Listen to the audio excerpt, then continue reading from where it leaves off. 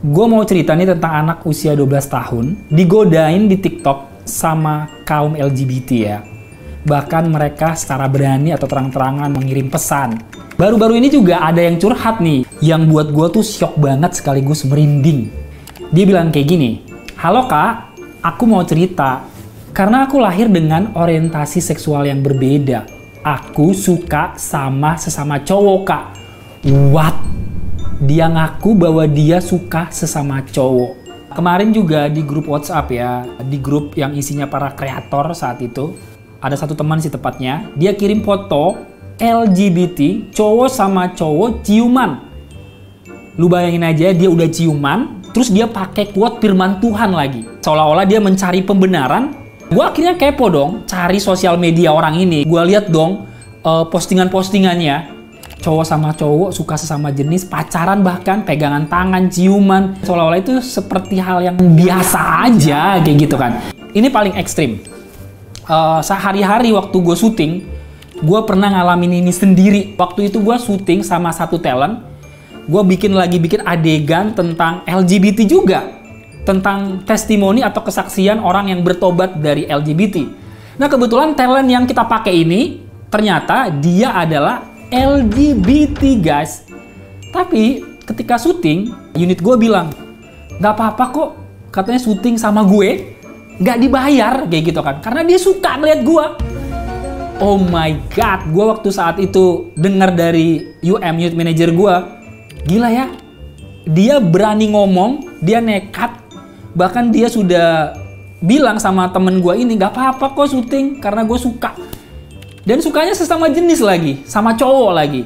Tapi gue nggak bisa bayangin si cowok sama cowok pacaran, lakukan hubungan sesama jenis. Jijik sih kalau menurut gue gitu. Nah pertanyaannya sekarang gue balik sama lo.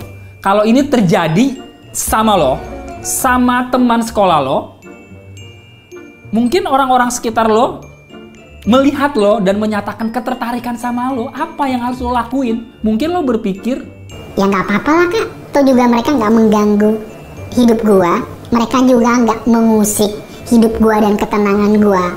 Apakah lo akan mengatakan hal yang sama ketika itu terjadi sama orang-orang terdekat lo? Which is, itu temen lo, sahabat lo, bahkan keluarga lo sendiri guys. Ya, gua nggak mau menghakimi mereka sih. Mereka mungkin dalam posisi saat ini lagi berjuang menemukan identitas dirinya. Ya sebagai teman, sebagai sahabat, kita harus ngingetin mereka juga kan. Kita nggak mau membiarkan mereka semakin jatuh ke lubang yang sama atau bahkan terpuruk. Sebagai teman yang baik, ya kita harus membawa mereka kepada hal-hal yang baik juga kan. Ya kalau kita bilang itu salah, ya kita bilang salah dong. Kita nggak membiarkan itu menjadi sebuah pembenaran. Ya mungkin lo akan marah atau kesal ya ngedenger video ini gitu kan. Sotoy banget sih lu ngomongin LGBT. Emang lo sok suci gitu kan? Bukan gue mau sok suci, sok benar kayak gitu kan. Tapi gue mau menyatakan aja sebuah kebenaran. Tapi gue mau berani speak up sesuai dengan nilai-nilai firman Tuhan ya. Yang gue yakini secara pribadi. Itu hak gue dong. Ini mungkin keras buat lo. Sangat keras banget. Firman Tuhan itu jelas banget menulis bahwa Tuhan menciptakan manusia menurut rupa dan gambar Tuhan. Laki-laki dan perempuan. Jelas banget tertulis di kitab suci, laki-laki sama perempuan, bukan laki-laki sama laki-laki, bukan perempuan sama perempuan, bukan Adam sama Steve, tapi Adam dan Hawa. Itu firman Tuhan, itu nilai yang gua pegang. Gua nggak memaksakan nilai ini masuk ke lu, tapi firman Tuhan itu tertulis bahwa Tuhan menciptakan hanya laki-laki dan perempuan. Tapi gua percaya kalian bisa berubah kok. Kalian bisa berubah ke arah yang lebih baik. Kalian bisa berubah ke arah identitas kalian yang sebenarnya. Buat lo semua nih yang sedang menyaksikan program Super Youth, mungkin lo punya teman atau sekitar lo juga yang terjerat dengan LGBT.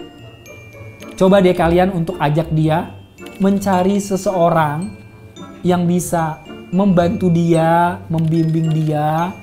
Entah itu mungkin mentor, kakak rohani, atau mungkin juga youth pastor, atau mungkin saat ini era zaman now ke psikolog juga ya. Mereka butuh bantuan kalian semua juga gitu. Mereka juga teman kita, sahabat kita. Kita juga rindu banget mereka berubah kan. Super Youth juga punya layanan doa dan konseling CBN. kita punya sahabat-sahabat yang mau jadi pendengar buat lo, yang mau menjadi sahabat yang secara pribadi dengerin ceritanya kalian, menampung semua unek-unek kalian. Kita nggak mau jadi hakim juga buat kalian. Kita tahu rasanya berat banget untuk bisa keluar kayak gitu, atau mungkin untuk bisa jujur apa adanya seperti yang tadi teman-teman gue cerita di depan kayak gitu kan. Nah, sekali lagi gue mengajak kalian untuk